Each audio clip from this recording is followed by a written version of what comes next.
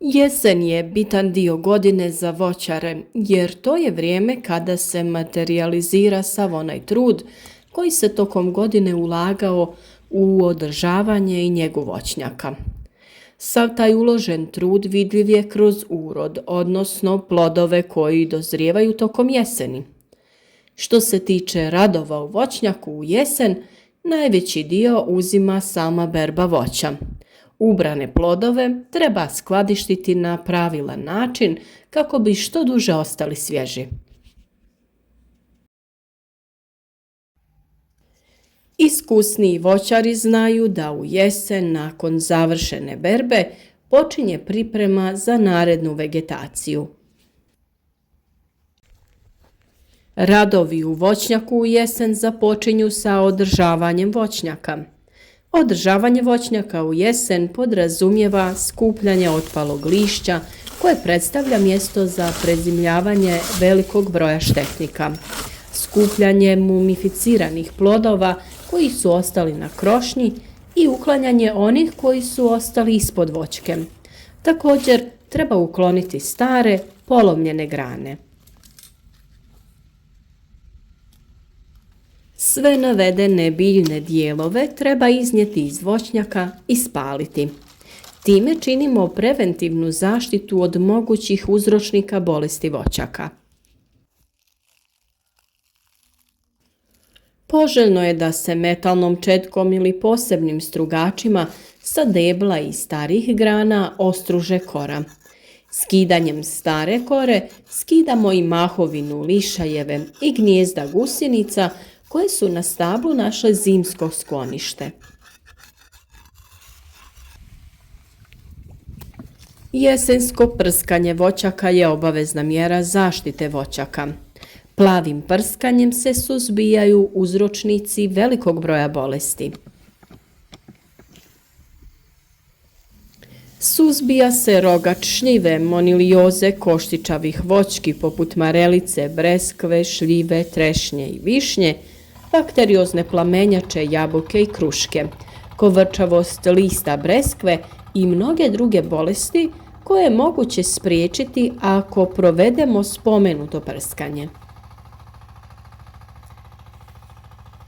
Uzročnici navedenih bolesti prezimljuju u krošnji voćaka, skriveni u pukotinama kore, pupoljcima, ranama i na drugim skrivenim mjestima. Kako bi spriječili pojavu bolesti tokom kasne jeseni i početnih zimskih mjeseci, patogeni se uništavaju na mjestu njihovog prezimljavanja. Najbolje vrijeme za tretiranje voćaka protiv bolesti jeste 11. mjesec. Ako godina bude topla i vegetacija se produži te primijetimo da i dalje imamo veliku količinu listova na stablu, onda je najbolje protresti krošnju kako bi se ona oslobodila nepotrebnog lišća, pa tek onda obaviti prskanje. Tretiranje treba obaviti po lijepom vremenu, bez vjetra, kako ne bi došlo do odnošenja preparata. Voćke je potrebno doslovno okupati, što znači da je potrebno dobro ih poprskati da izgleda kao da ih je kiša smočila. Dobrim prskanjem podrazumijeva se pokrivanje što veće površine voćke kako ne bi na nekom netretiranom dijelu došlo do razvitka bolesti. S obzirom na to da sredstva za jesenje tretiranje imaju plavu boju, nakon prskanja voćnjak poprima plavkastu nijansu, po kojoj je ovaj način zaštite dobio i ime. Sredstva za plavo prskanje pripadaju skupini bakrenih spojeva. To su bordovska juha koja se koristi u koncentraciji od 1,5 do 2% i bakreni oksid klorid u koncentraciji od 0,75%. Kasna jesen je vrijeme rezidbe voćaka. Rezidbom omogućavamo formiranje i održavanje krune voćnih stavala. Njome uspostavljamo odnos između vegetativnog rasta i rodnosti. Svaka grana dobiva svoj prostor. Osigurava se dobra osunčanost svih grana bez zasjenjivanja i dobra prozračnost krošnje. Kako bi postigli pravilnu ravnotežu između rodnih, to jest generativnih i vegetativnih pupova, potrebno je vršiti redovitu rezidbu kojom postižete ravnotežu između rasta i rodnosti. Najbolji trenutak kada treba obaviti rezidbu jeste poslije opadanja listova u jesen. Postoji mogućnosti rezidbe u proljeće prije bubrenja pupoljaka, ali prednosti rezidbe u jesen su to što su stabla manje izložena stresu, nema insekata i prilikom rezidbe voćara ne ometaju listovi i plodovi. Golo stablo bez lišća može voćaru pružiti potpuni uvid u stanje krošnje voćaka. Rezidbu treba provoditi po sunčanom toplom danu bez kiše i magle. Rezidba se ne preporučuje pri temperaturama nižim od 5 stepeni Celzijusa. Pri niskim temperaturama naime dolazi do deformacije mjesta reza i rana teže zarasta. Kako bi što učinkovitije proveli jesensku rezidbu, navesti ćemo nekoliko primjera tehnike reza. Prva tehnika reza naziva se prorjeđivanje. Kako i sama riječ naglašava, a kao i što smo već spomenuli, ovakvom rezidbom uklanjate višak dijelova voćke. Ovom tehnikom, osim što se održava omjer rasta i rodnosti, također se održava omjer između podzemnih i nadzemnih dijelova biljke. Druga tehnika reza je prikraćivanje. Ovom tehnikom ne režu se cijele grane, grančice ili izboji, nego samo njihovi vrhovi. Primjenjuje se u mladim voćnjacima kada voćke formiraju svoj oblik krošnje. Ovim rezom se postiže razgranavanje krošnje i održavanje broja rodnih pupova. Treća i posljednja tehnika je rovašenje.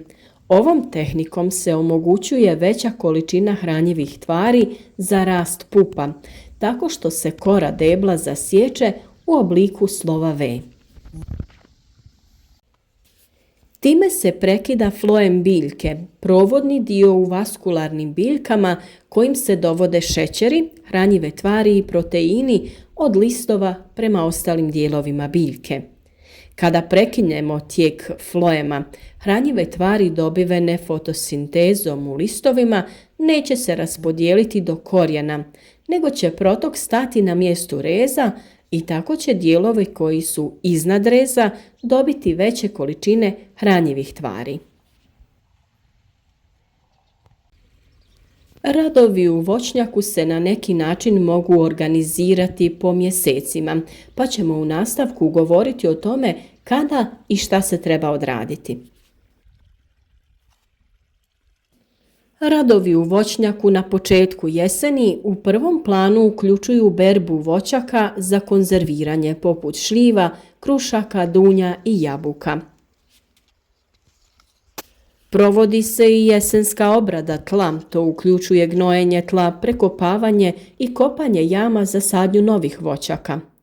Također je vrlo važno izravnavanje kako se voda ne bi zadržavala oko samih voćaka te pri niskim temperaturama oštetila stabla. Ako ste tokom godine postavili feromonske zamke kako bi ulovili štetnike sa vaših voćaka, sada je vrijeme da se one uklone. One više nisu potrebne jer se štetnici neće pojavljivati tokom zime. Sade se nove voćke za koje smo pripremili tlo, a stari i zapušteni voćnjaci se uređuju. Sredinom jeseni obavlja se i obrada tla gnojenjem te zaštita od zečeva te niskih temperatura koje bi mogle izazvati mraz. Prorjeđuje se krošnje bujnog drveća te im se time omogućuje bolji protok zraka. Kako bi stabla voćaka učinili još zdravijim, uklanjanje grana je neizbježno jer se ostavlja dovoljno prostora za razvoj novih mladica. Time se također postiže bolje cvjetanje i stvaranje boljeg i kvalitetnijeg ploda. Grane za koje smatramo da ih je potrebno odstraniti, režu se što je moguće bliže spoju sa većom granom ili deblom, to jest režu se na ogranku. Orezuje se iznad mladice koja će osigurati nastavak grane i njezin budući razvoj. Rez kojim ćemo odstraniti suvišnu granu treba napraviti iznad mjesta izboja mladice. Tako ste mladici omogućili dovoljno prostora za daljnji razvoj, a odstranili ste granu koja je bila suvišna. Na kraju jeseni potrebno je posađene voćke nagrnuti sa zemljom kako bi se korijen zaštitio od smrzavanja. Kao zaštitu protiv niskih temperatura preporučuje se i sijanje travnate smjese. Ako na kraju jeseni padne snijeg, treba voditi i brigu da na granama voćaka nema velikih količina snijega koje bi mogle uzrokovati pucanje grana i samim time oštetiti stablo. Oko stabla voćaka poželjno je postaviti zaštitne mreže i rukavce koji služe kao zaštita od glodavaca koji se gladni zimi vole nahraniti stablom voćaka. Jesen je vrijeme kada se sade nove voćke u malim obiteljskim voćnjacima, u velikim profesionalnim voćnjacima ili oko kuće kako bi voćke uljepšale naše vrtove. Prije nego što posadimo voćku na planiranom mjestu, potrebno je obraditi tlo, pognojiti i iskopati jame za sadnju. Nadamo se da smo dali potrebne smjernice kako iskoristiti jesenji period u voćnjaku. U našim sljedećim videima detaljno ćemo opisati postupke orezivanja i oblikovanja krošnje na voćkama, ali i sve ostale bitne teme vezane za uzgoj voća i povrća. Zato ostanite s nama i podržite ovaj video sa jednim lajkom, a sve kritike, pohvale ili pitanja pišite nam u komentar ispod videa.